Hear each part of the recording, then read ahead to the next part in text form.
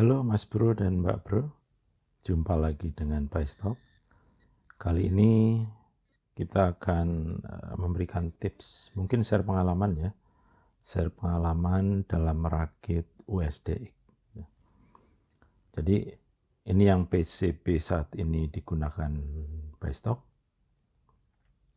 hanya ada modifikasi di sini. AMS 1117 diganti dengan 7805.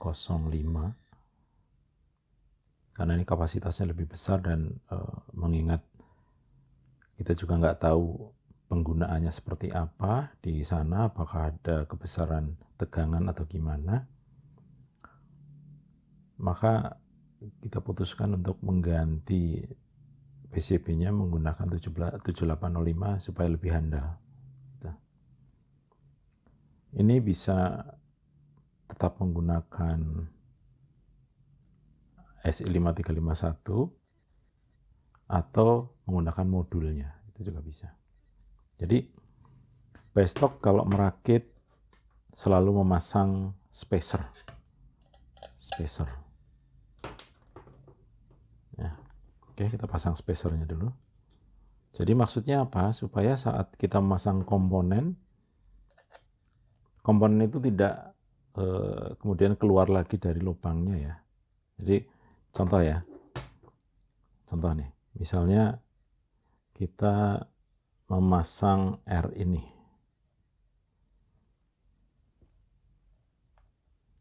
Misal kita memasang R ini, ketika tidak menggunakan spacer seperti ini,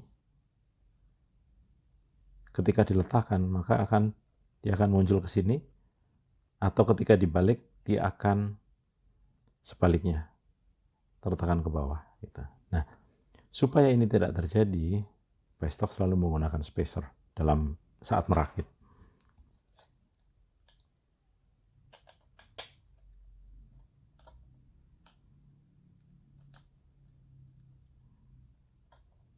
Kita pasang spacernya dulu.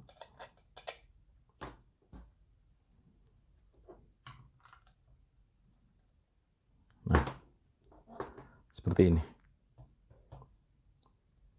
Oke. Jadi misal kita simulasikan lagi, kita akan memasang resistor.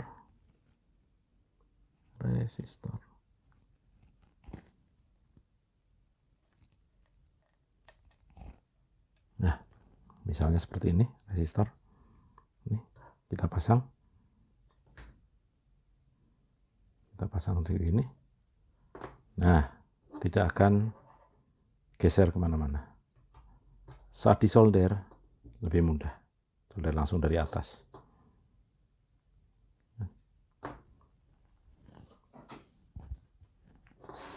Di sini Paistop tidak menggunakan yang model seperti ini karena harus selalu buka tutup ya.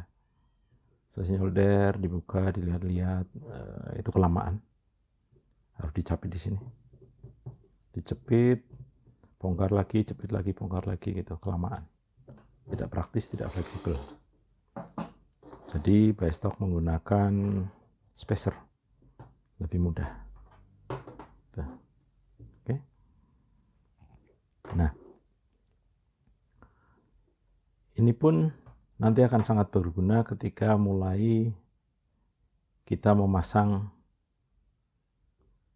tactile switch ataupun, nah nih, contoh ya, sebentar, contoh. Jadi itu akan mulai menyulitkan ketika kita sudah memasang tactile dan memasang rotary switch. Oke, contoh panjang, karena panjang sekali, begitu kita balik dia akan goyang-goyang. Contoh ya, kita akan kasih contoh ke yang sudah dipasang.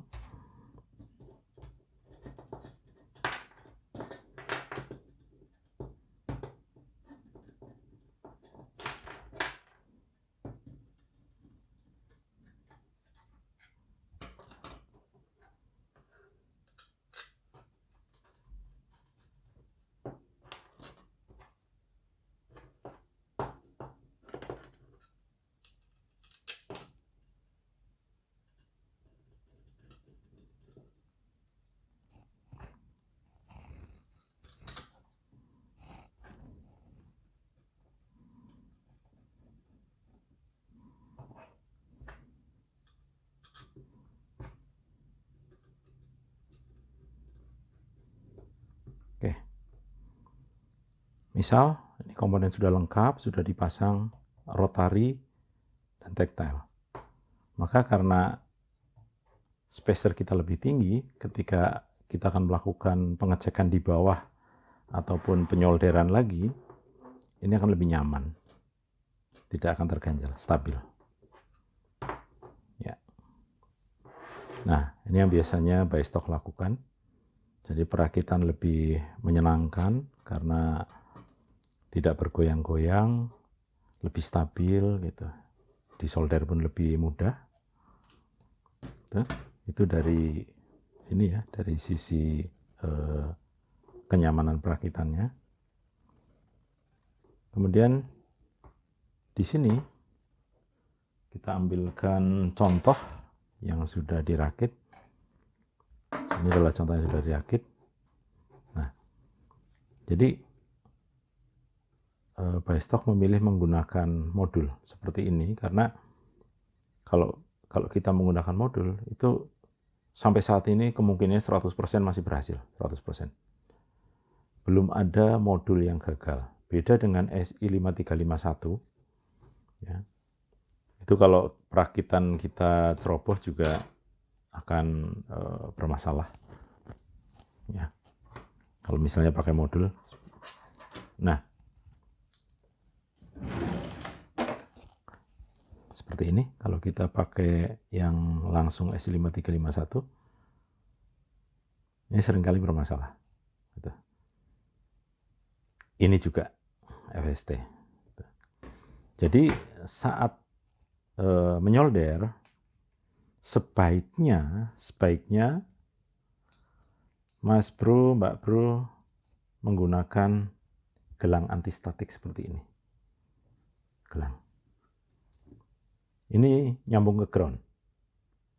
Kebetulan di ruangan bengkel saya ada 2 buah grounding. Jadi saya tanam 2 buah grounding, masing-masing 4 meter dalamnya. Dari tembaga 4 meter, itu kita masukkan ke busbar. Jadi di ruangan ini ada busbar. Nah, itu connect ke sini, antistatik. Gitu. Ini jangan dilupakan. Gitu. Karena saya sendiri punya pengalaman yang mungkin agak-agak berbau mistik gitu. Jadi ceritanya gini, waktu itu kita semua sekeluarga berlibur ke Jogja. Kemudian seperti biasa, anak-anak saya suka sekali dengan es krim gelato yang ada di seberangnya ya, Mall Malioboro, seberangnya Hotel Ibis Malioboro. Di situ ketika kita berjalan ke es krim gelato itu, anak saya mencolek tangan saya, kemudian tiba-tiba dia menjerit, aduh, gitu. Saya tanya dong, kenapa kak? Nyetrum, gitu. Saya cuma diam aja gitu, karena nggak yakin juga gitu. Jadi kita lanjut jalan sampai ke tempat es krim. Anak-anak beli es krim gelato. Kemudian saya menunggu di samping kasir sambil buka-buka handphone. Istri saya tiba-tiba minta duit. Kebetulan butuh duit receh.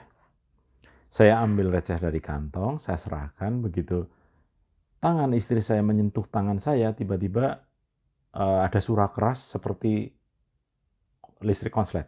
Gitu. Jadi itu meledak sampai bunyi jeder gitu.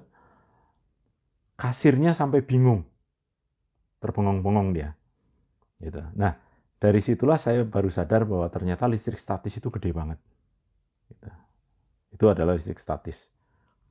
Makanya untuk keamanan, jangan lupa saat merakit menggunakan gelang antistatik ini. Gitu. Gelang antistatik. Itu lebih aman. Ya ini hanya saran saja sih. Kalau saya seperti itu yang saya lakukan. Gitu. Kemudian jangan lupa ini tuh agak peka ya, kalau masih menggunakan ini. Jadi ini konsepnya, dia akan menurunkan tegangan dari berapapun ke 5 volt. Dia akan turunkan. Nah, sisa dari tegangan tadi akan diubah menjadi panas. Makanya semakin tinggi tegangannya, ini akan semakin panas. Nah, sialnya, kalau misalnya yang ini rusak, kemudian membuat regulator ini tidak berfungsi, nggak masalah ya. Yang jadi masalah adalah ketika ini rusak, dia akan short. Sehingga tegangan input sama dengan tegangan output. Input 12 atau lebih, outputnya 12 atau lebih. Itu akan membuat secara otomatis ini rusak, FST rusak, dan SI juga rusak. Gitu. Makanya saya selalu menyarankan gunakan 12 volt DC. Itu udah lebih dari cukup untuk mengoperasikan radio USD gini gitu. Untuk keamanan jangan lebih gitu. Walaupun untuk versi yang ini menggunakan 7805 itu bisa, mampu dia dengan tegangan lebih, tapi sebaiknya tidak dilakukan juga gitu. Lebih baik bermain safe aja gitu. Itu kemudian pada saat perakitan biasanya ada yang tidak bisa transmit. Kalau tidak bisa transmit dengan skema PCB standar ini, yang versi 102, gitu. Kalau menggunakan ini tuh butuh bias agak besar. Gitu. Jadi kalau saya lebih suka menggunakan model aslinya, USDX aslinya. Jadi aslinya itu sebenarnya tidak ada MOSFET yang Q5. Q5 itu nggak dipakai. Gitu. Jadi Q5 di short saja jadi satu kakinya. Kemudian R 100 kilo ini tidak usah dipasang. R 100 kilo nggak usah dipasang. Ini di short, dah semua standar.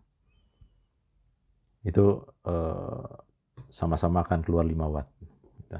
Itu transmitnya. Gitu. Nah, transmit itu juga tergantung dari kemampuan LPF. Nah, kalau LPF-nya bagus, loss dia rendah, maka bisa keluar 5 watt atau lebih. Gitu. Tapi kalau LPF-nya kurang bagus, ya dia tidak akan bisa keluar sampai 5 watt lebih. Gitu. Ini LPF ya. Nah ini LPF. Ini LPF yang standar, bukan serial resonannya. Yang standar. Ini bisa keluar 5 watt lebih. Gitu.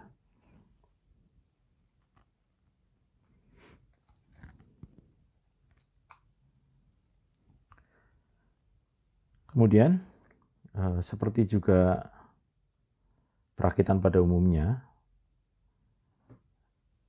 kami juga merakitnya dulu itu awal-awal selalu receive, kemudian transmit. Gitu. Receive oke, teruskan transmit. Gitu.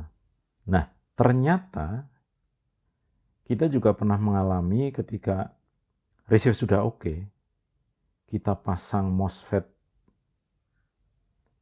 final ini, ada yang MOSFET-nya dalam kondisi rusak. Gitu. Walaupun baru ya. Walaupun baru. Ternyata ada yang dalam kondisi rusak. Kerusakan ini menyebabkan ini juga mati. FST. Gitu.